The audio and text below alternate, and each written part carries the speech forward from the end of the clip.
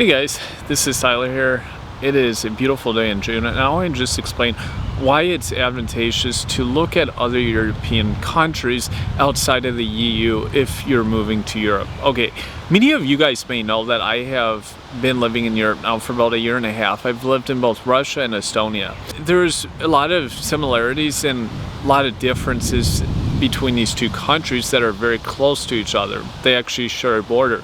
What I have found is that the European Union is simply a brand, and it's important to note that it's not a huge deal if you live in a EU country and if you don't, and it in fact can be more of a hindrance than anything. And also understand that just because it's EU does not mean that you'll be treated any more favorably if you're applying for residency from a Western country. In fact, it may be the opposite.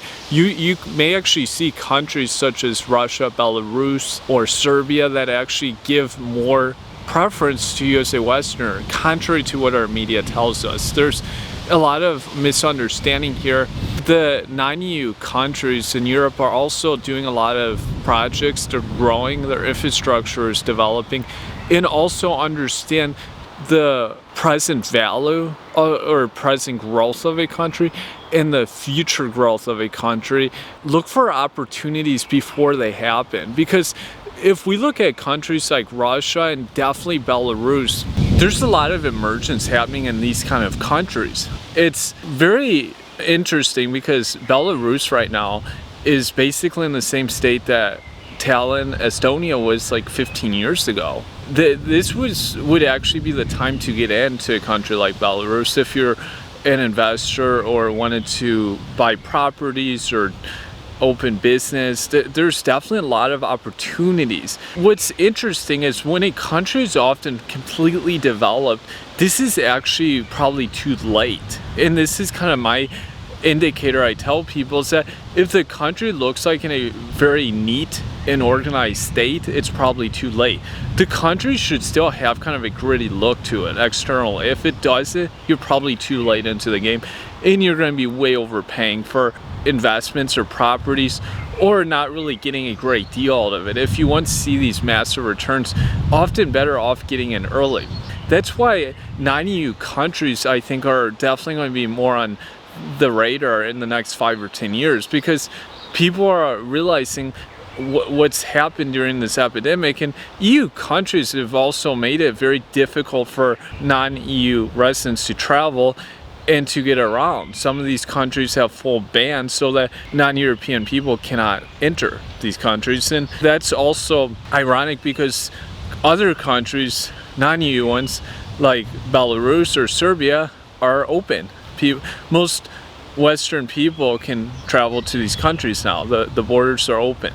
This is just a indicator of how politics have played a greater role often in the development of EU countries than practical policies. And this is the major issues here. When I personally went to Estonia, I was under the impression that a EU document was like a golden document, kind of like a US passport. What I realized over time is that it was really just a brand more than anything.